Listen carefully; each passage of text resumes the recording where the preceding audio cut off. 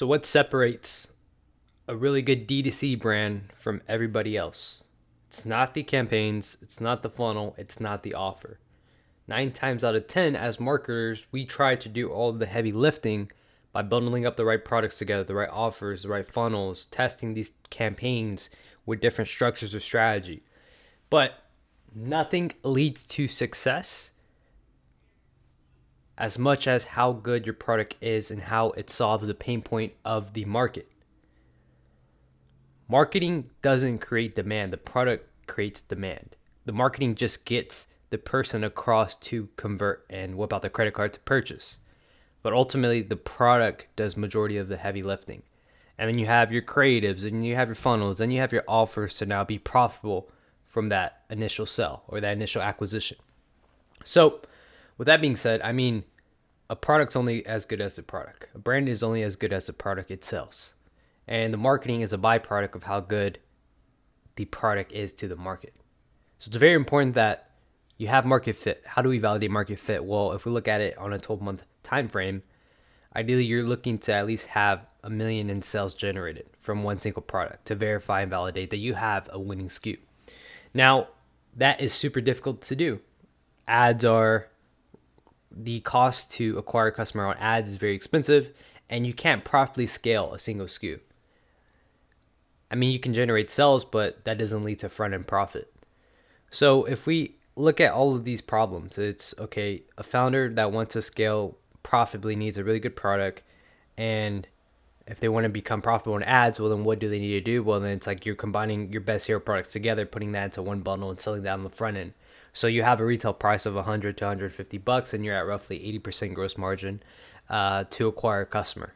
And you're profitable. You have more longevity at scale because if you push a high AOV bundle, you crack one creative, one product bundle, one offer, and you can have that running as evergreen because what happens is you're putting all your best SKUs that can run for multiple parts out of the quarter in a single year, right? So now how do we navigate this as marketers? How do we navigate this as founders? Well, it's constantly testing new SKUs every single quarter. Because every single quarter you have roughly a 90-day run rate. And depending on like Q1, Q2, this is where I would push majority of the tests. And instead of advertising brand new products you release on ads, I would just sell that directly to your existing customer base. The reason why I would want to sell to my existing customer base is just to prove, do our existing customers even want this? It has to pass that stage of validation before you can push it out to the market and we say, okay, for sure, the market actually wants this. Because the thing is, these customers are a byproduct and they are the market. So if you're able to acquire a customer for one single SKU that you've ran in the past, and then now you upsell them on this bundle on the back end and they buy and they convert, let's say out of a list of 1,000 customers, let's say you even have 200 to even 300 buy for this new release drop. That's a decent amount of data sets to then, okay, validate there's demand for this product, let's push it on the front end. And then from there, it's creatives, funnel with a dedicated landing page, and it's really just crafting that Grand Slam offer. Because ultimately, I mean, you can have a really no-brainer offer, and you can have mediocre creatives, mediocre landing pages, but if the product is really good and you have a valid offer, well, then you're going to still generate sales. Now, the question is, how profitable are you? That really depends on the quality of creative and the quality of landing page. But as mentioned before, if you're pushing a new SKU or pushing new product bundles, you should at least get sales coming through to validate that there's some sort of demand. Because as marketers, once we have that demand in place, the next step for us is, okay, how do we make our creatives better? How do we make the landing page better? How do we make the actual funnel itself better and smooth so that we can acquire a customer profitably? Right? And we're going fully broad. We're trying to acquire brand new customers into our ecosystem. So that's really the revelation behind it. It's you looking at all these quarters. What is the overall game plan here that can lead to the whole yearly goal? Most founders typically just only rely on one single product or one evergreen offer, and then they just have that running year over year. So there's no direct changes, right? They might be growing their company by 10% to 15%. But if you really want to scale aggressively and take advantage of the market, every single quarter should be a new bundle SKU, new bundle push. And I mean, that's what we do with all our clients. It's okay. It's they have previous SKUs that worked with them in the past when they were running ads. There was just some low hanging fruit that led to a lower or a higher cost per purchase. But ultimately, they have validation, and then we come in and we're pushing, we're optimizing a front end bundle and we're making iterations to the actual creative, the landing page, and the offer. But that takes us roughly 90 days to get that proven, and we're scaling effectively. And even after that initial test, we know that, okay, we're going to launch a secondary bundle or downsell or cross sell, and so that we can acquire brand new customers still for this new other SKUs that we have on the collection side. So that's the way I look at advertising is if you really want to scale effectively, well, you need the right product or the right product combination with SKUs. You need the right creative, the right funnel. You need the right offer. And then once you have 3 to 5 different product bundles that you're pushing and you're scaling, and let's say you're spending on Meta anywhere from 2 to 3K in daily ad spend, then that's where I would go look at, okay, we're acquiring new customers here, and you have decent LTV on the back end. You have customers coming back who've purchased in the past. Now I'll look into diversifying into other channels, right? I look at Facebook as the best platform right now. Nobody's really being at it. And then you add on Google to that to retarget customers who didn't convert on Facebook with Google.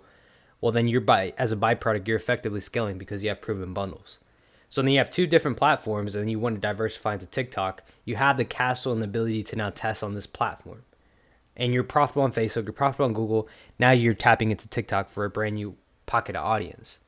And then it's that same cycle of how many SKUs can you push? How many SKUs can you put into a bundle? Is there demand for that bundle? Can you effectively scale that?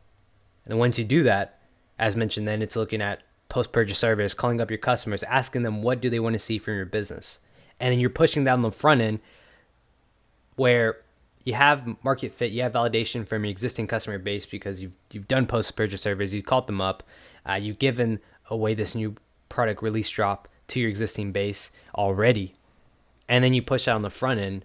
I mean, you're literally just doubling your revenue by releasing new SKUs. You have your existing customer base, you have brand new customers coming through, so it's 2 systems going through, and apart from that, you're getting more customers to buy back and you're acquiring new customers. And then you do that across 5 different funnels or 5 different products or product bundles. I mean, you're effectively dominating the market because you're reaching different pockets of audiences who wouldn't have originally bought, because if you just focus on one SKU, your audience is limited to the amount of people who can buy. So this is why I like evergreen offers and evergreen high AOV bundles. Because, for example, you could take a traditional hair curling iron. The main objective or the main audience, the ideal customer profile would be women who are in the beauty space or they're in that realm of products. And then let's say you even upsell that hair curler with some shampoo, some conditioner, some even, I would say like a hairbrush, and you push out on the front end. Now what happens is, instead of the traditional woman who's like, let's say 25 and up, who would mainly buy this product, we're able to tap into now every single woman at different age pockets. Because, for example, you could take a mom who buys this product for their daughter. So then you have moms and daughters. So it's a bigger, wider audience to hit. Now, I could take this example even a step further. Let's say you have bath bombs. Like you couple your curling iron with a brush, and then you sell like some sort of cleanser or something like a spa relaxation, and you sell bath bombs. Well, then you're hitting everybody, because realistically, everybody takes a bath. So then you can hit like a family bundle for the mom, for the daughter, for the husband, and then from there, that's how you're scaling. And you have other SKUs that complement those verticals. So that's how you build your moat in e-commerce. It's the same way if we look at SaaS companies who come in and build moats and build verticals. Like if Amazon was just selling books, and then they grew into selling other products, and then became like an e-commerce enterprise business because they did shipping, tracking, platform. They provided the platform. They provide the end user experience. They provided all of these additional services to aid with the actual fulfillment of the end user. And then now it's a global giant. So we have to rethink the way we look at D2C, because we know, okay, it's an online retail store that we can drive traffic from and get customers through, but also it's even on the backside of wholesale. It's going into these other pockets of chains to find new customers. It's launching new SKUs. It's pushing that on the front end. It's also doing heavy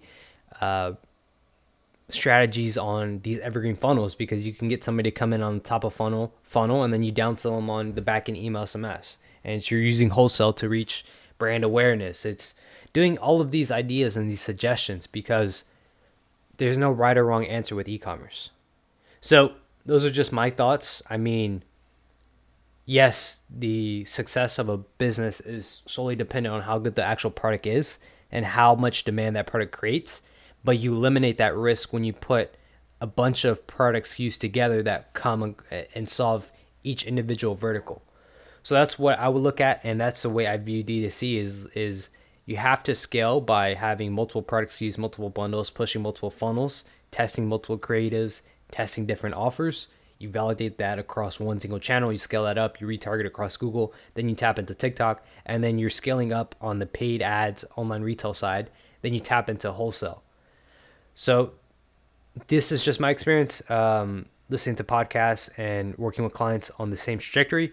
If you're interested or you do need help with anything in regards to the marketing structure, or how to create a Grand Slam offer, coming up with creatives or funnels, you can check out my protocol down below. It's a 30-pager, but if you do have any questions, feel free to reach out. I'll see you guys in the next one.